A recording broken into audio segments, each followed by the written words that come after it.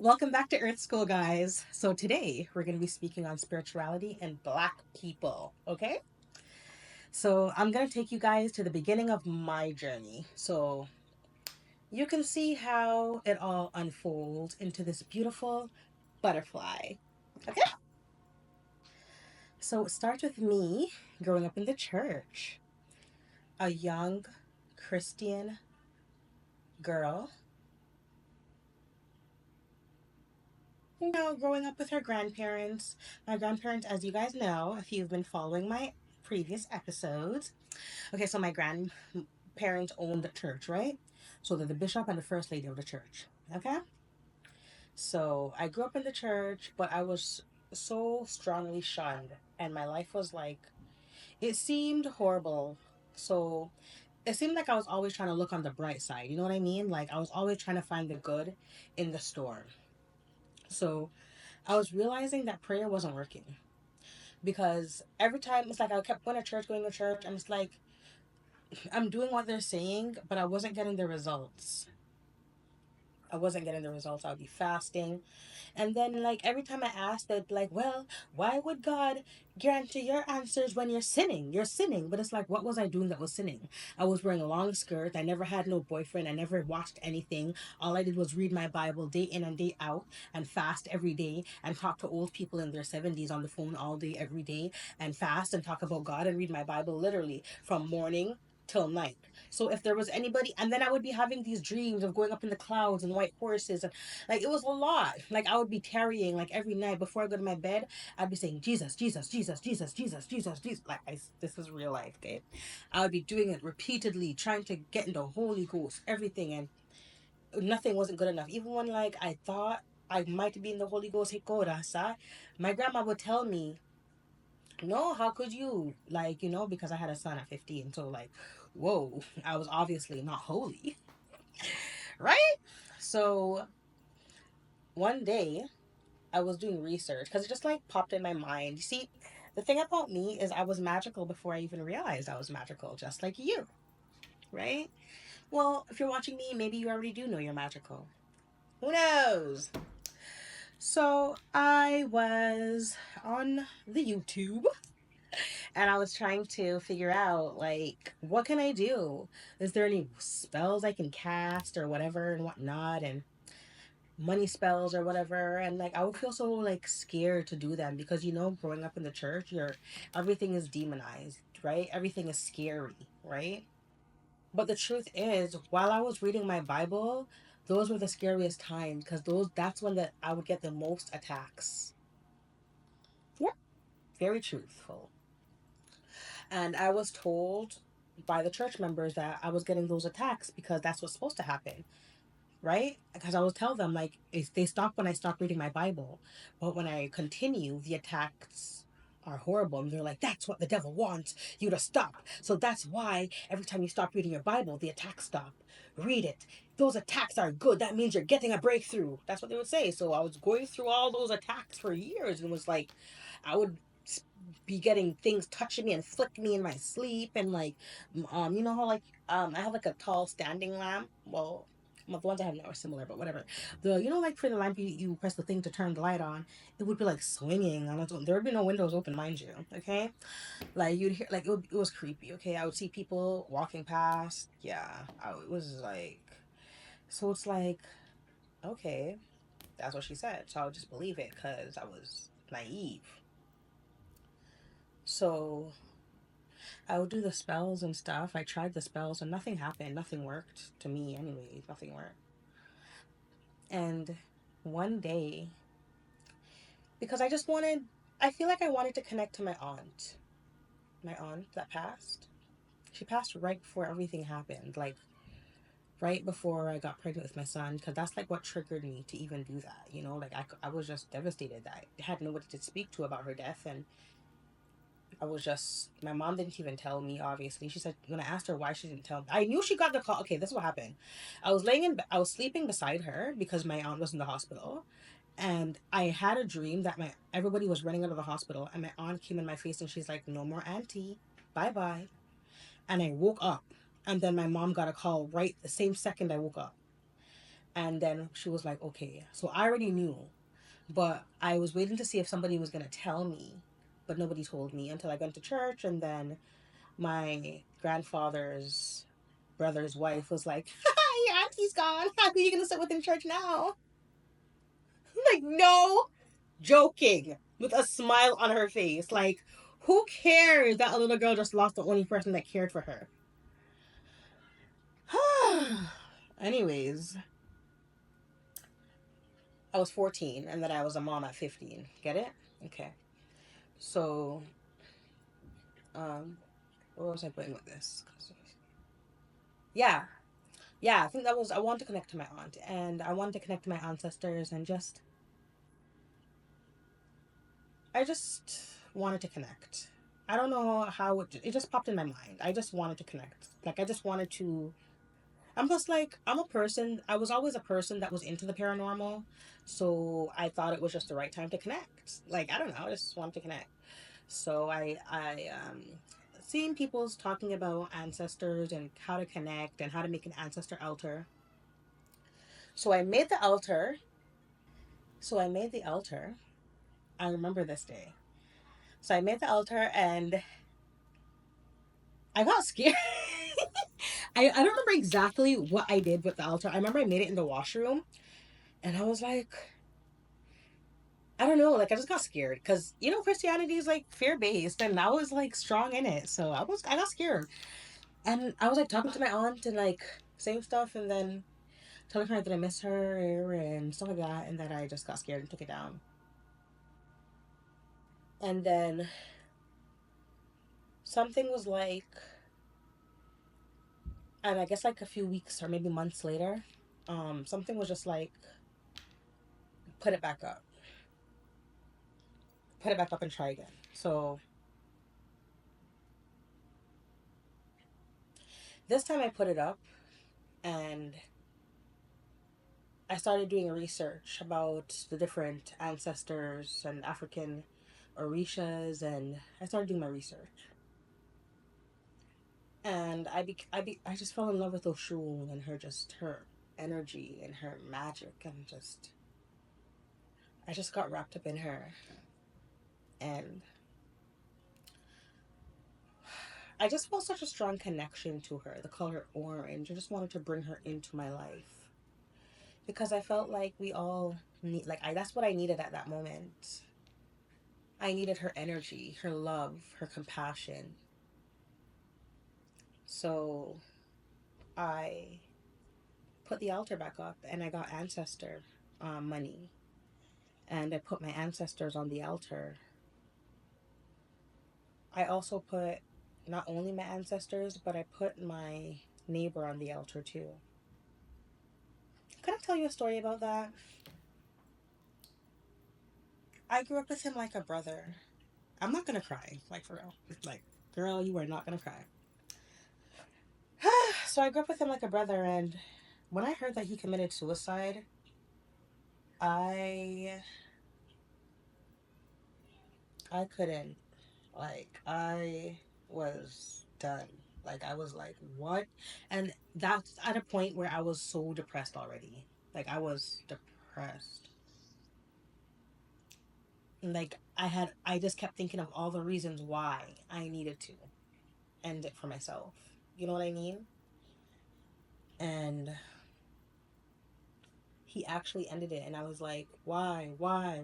Like, your parents love you. And I just couldn't understand. And I wanted to him, like, to know that, like, he could come to me. Like, I could have been there for you. Like, I would have been your older sister. I would have done anything just to make sure that you were happy. So I had a dream of him that same night that I found out. He didn't even invite us to his funeral. He was at our house like almost every single day, like basically every day. So, anyways, I had a dream that he said, like, I was having the same conversation with him, and he was sitting down and he said, I didn't know, I didn't think that I could come to you. And that just broke me, because I was thinking, like, wow, I'm always trying to be there for the wrong people, you know? But everything is divinely planned. I know that now. And I know that he's here, and that's why I feel the way I feel. That's why I even felt compelled to tell you that story, because his energy is here right now. And I love him. I love you, Nicholas. You know that. Anyways, I'm not gonna cry. um oh yes, so I put him on the altar. I put my other friend on the altar. I put them all on the altar, and as I say this, I feel everyone's presence with me right now. Even my little cousin that just passed not too long ago.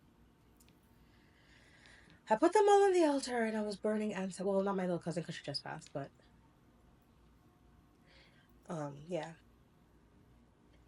And I burned ancestor money, and I talked to them. I would sit there, and as my grandmother insulted me, I would just cry to the altar and tell them, and wish that they would come help me, and tell them about my problems. And I noticed, and this sounds so crazy, but this was what's really started my life. This is what started every single thing. This is what my ancestors. Okay, let me explain to you. My life started to change rapidly. I would go to cry about how my grandmother was being disrespectful and evil towards my kids. And I kid you not, I called out her mom's name, and I think it was like 2 days later. Guess who called me? My grandmother, with a different tone. A different tone. Yes, she's still disgusting, obviously, because she can't change who she is. But all of a sudden, she was inviting and wanted to see my kids and wanted to, you know what I mean, and was sorry about how she was acting. All of a sudden, she wouldn't say she was sorry. Obviously, though, sorry never came out of her mouth. But it's the tone and how she wanted to all of a sudden see. She never wanted my kid to come in her house before. Never. You know. I started receiving money in ways that like were so like bizarre to me. Like all I could do was laugh, and that's what showed me that my ancestors are alive and here and ready to help. But the problem is that we're all scared and trapped in fear, and feel that, we're doing something wrong, or that's witchcraft, to respect our ancestors. But once you passed over, you're an ancestor. So, and to be honest, some of those souls that have not passed over, their soul comes to me as an ancestor. So, Chris, like, to be spiritual, you have to really realize that religion is putting you in a box. And you have to step outside the box to see what's really going on, and to really understand and see and feel life. That's what you have to do. To truly understand and feel life, you have to be one with life. And how could you be one with life if you're trapped in somebody else's box? Yeah. I can feel and understand why you would be scared. Because as I said before, I was scared too. Very, very scared. I was like, honestly, it really didn't stop me from being scared. What made me stop being scared was when Jesus himself, and when Jesus comes, because his name isn't even Jesus, that's the problem. It's Yeshua, right? And Jesus doesn't even come as it's the energy, and you will know it's Jesus, but it's the energy. It's his energy is pure, pure. Like, you'll know. Like, he comes and says, he came to me and said, now you've met Jesus. But then after he said that, it's like you could see. Well, I could see Yeshua, and that's why I knew to address him as Yeshua. And I think at one point toward the end of his speech towards me about being a messenger and stuff, I'm pretty sure he said Yeshua. But like, it's it really took that for me to really like stop being scared, and for me to step into my power, to for real. Because it's like, before, I was trying to step into my power. I was trying to step into my power, but I wasn't 100% sure, because I still had the thought at the back of my head that, what if there is this man in the back of, in the clouds, waiting to smite me, waiting. But when Jesus appeared, he was all love. When I got to the source was love beyond measure. Like, the source is a love that I can't even, I, even if I wanted to explain it to you, I couldn't, because it's all love. I was not condemned for a thing. In fact, the source wanted me to stop condemning myself and stop overthinking and being over nice to people. Right? It was just the opposite of what I thought this whole time. This whole time I was afraid of being judged. I was afraid of being in trouble. But in reality, Source was like, honey, step on the necks. Maybe not step on the necks, but like, you know what I mean? Like, like, stand up for yourself. Stand up for yourself. You know? I know the Christians watch me and they're like, they watch me in fear. They watch me in fear. Like, you know? It's like they're intrigued. You're intrigued by me. You're very intrigued by me. I've noticed that. Christians are very intrigued by me. But what if I was to tell you that you are me? I am you. Just a reflection, right? Look, like, let me look. Let me look deep, deep, deep into your eyes. If you were to trust yourself 100%, just let go of all beliefs, let go of all judgment, let go of all fears. Just you in an empty room, free to be yourself, without judgment. How would you act? You're free. How would you behave? Would you want to have any abilities? Would you want to see your past loved ones?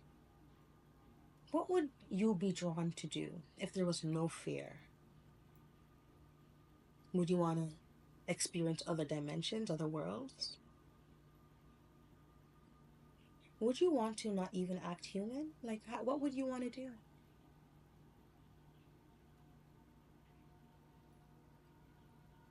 If you went to that place and you feel like what you would want to do is not what you're doing now,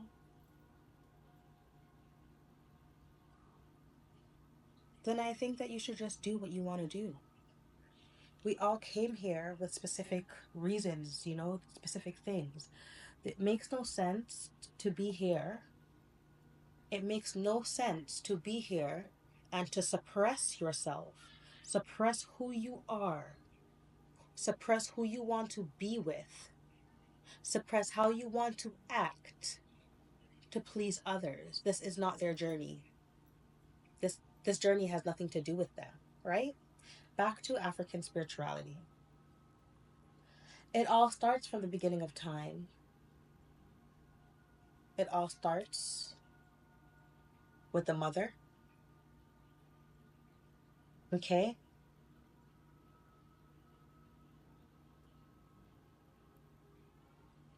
Who do you know? Let me tell you of my experience, okay? When I was in the hospital a few days ago, I was so scared because, first of all, I was like, what the heck? Like, what? The one day I don't like like fire, burn out the house, and I'm like, what? Like, it was just a bunch of stuff. And then I'm just like by myself. So I was like, then all I could hear was, oh, gun, gun. Like, I could hear chanting. And that made me, like, I just felt so attached, like, and I felt like, wow, maybe he's coming here as like a father figure to be over here with me. You know what I mean? So I felt his presence throughout the whole surgeries, just chanting, chanting, chanting. I even seen him standing up at the foot of my bed with a spear. I felt Yamea at my head, rubbing my hair. Oh, shoo. Everybody was there. And I felt so connected and so loved at the time. And Gun's protection, I just had to put it all over. I just had to, the way he came to, like, his energy, it just, that's what I wanted to talk about for real, because it's like all these people on the internet make it seem like you have to go into a coven and pay hundreds of dollars to sign up to be a child of Oshun when I'm already a child of Oshun without even doing things like that. You know what I mean? You don't need to do that. Those stuff and pay $1 million to be a child of Oshun. If you feel in your intuition, in your heart that you can be, I urge you to do research on your own. But the thing of okay, maybe I'm not supposed to talk about that because I did just stop right there in my tracks. I just urge you all to also realize that you are the universe and we are all interconnected, right? So you see all our ancestors, okay? Okay? You see them? We are already connected to them. That's what people need to understand and realize. Don't be going around asking, "Oh, what tribe did you know? What fund did you pay, or um, what is it called? Whatever that you're connected to, and temple or whatever and whatnot." Okay, how are we paying? Okay, exactly. How are we paying and doing these and going on these things to do these things and get initiated in these things when we are already connected? Do you think that I went to initiation for them to all come to my hospital bed like that? No, I did not. Okay. Actually, I've even had weirdos come into my inbox and tell me that they hate those that my ancestors and how the gods are mad at me and they hate me. I didn't even respond because first of all, they literally came into my dream and told me that I have 7 orishas up above that are willing to go to war for me and back, which they have. So I'm here to tell you all that you are already protected, but we have to be able to acknowledge our ancestors without being scared because they would never hurt us. We are one, we are them. We just have to acknowledge them, acknowledge, show appreciation. I mean, man, Oshun's favorite color is orange or yellow. Wear it sometimes, Give her, put some flowers up and appreciate. I don't know, anything that you feel like, you feel drawn to do, whatever. You even have to, just acknowledge the fact that our forefathers were here before us, and the same things and same trials and tribulations we go through today, they went through. Did you know that if you go to Jamaicans right now and say that we're African, they're so mad. If you go to Africans right now, whatever, the Africans come here, they don't like the Canadian, the Jamaicans, whatever. It's like back and forth, back and forth. But my history is Nigerian. When I go into meditation, the ancestors came and they give me Nigerian rituals because I am Nigerian. My family believes that we're Jamaican, but I don't even need to go through the ancestor history because they already told me I'm Nigerian. They already showed me I'm Nigerian. So it's like all this back and forth with the different cultures and whatnot in different countries. Like we're one, like literally one, right? If you go to my grandparents and I tell them that Nigerian, they're like, "What? Not me!" And when I have a whole hissy fit, we're one. We're literally one. And that's why, like, we have to stop. It's time to step out of that little box that we were once taped in. Burst open into the reality that we're one. Like, put that behind us now. That's gone. That's like over with, right? It's time to come to the realization for real that we're one. And we have to gather together now and act as one. Anyways, that's all that I feel compelled to speak on right now. Thanks for watching me. Thanks. I appreciate it. If you want me to go over the 7 orishas, I will and give you more details and whatnot. But I know this video is a little bit all over the place, but hey, I'm all over the place. So, next time. Bye.